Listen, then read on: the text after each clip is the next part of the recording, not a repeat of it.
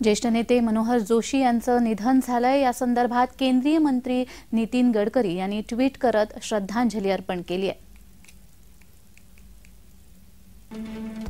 महाराष्ट्राचे माजी मुख्यमंत्री आणि लोकसभेचे माजी अध्यक्ष ज्येष्ठ नेते मनोहर जोशी सरांच्या निधनाचं वृत्त ऐकून अतिशय दुःख झालं।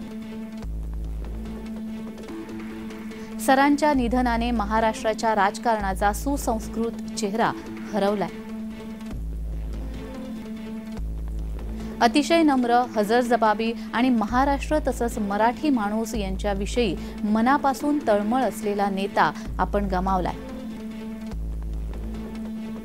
युती सरकारच्या काळात जोशी सरांच्या नेतृत्वाखाली मला काम करण्याची संधी मिळाली। कुटुंब प्रमुखाप्रमाणेच कायम त्यांचे मार्गदर्शन लाभले। ईश्वर दिवंगत आत्म्यास शांती देवो आणि त्यांच्या कुटुंबियांना या दुःखातून सावरण्याची शक्ती देवो। नितीन गडकरी यांनी हे ट्विट केलं।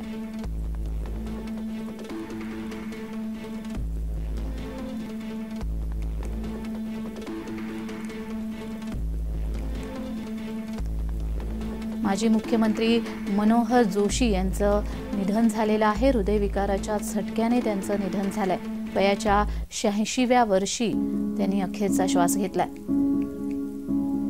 नगरसेवक ते महापौर, विरोधी पक्षनेता ते थेट महाराष्ट्र राज्याचे मुख्यमंत्री, आमदार, खासदार, केंद्रीय मंत्री आणि उल्लेखनीय बाब म्हणजे लोकसभा अध्यक्ष, यशाची अशी सतत चढती कमान त्यांनी पाहिली आहे।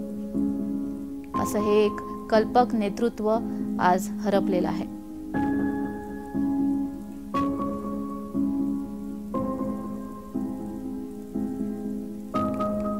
आपल्या 4 वर्षाच्या मुख्यमंत्रीपदाच्या कारकिर्दीमध्ये त्यांनी अनेक योजना आखल्यात।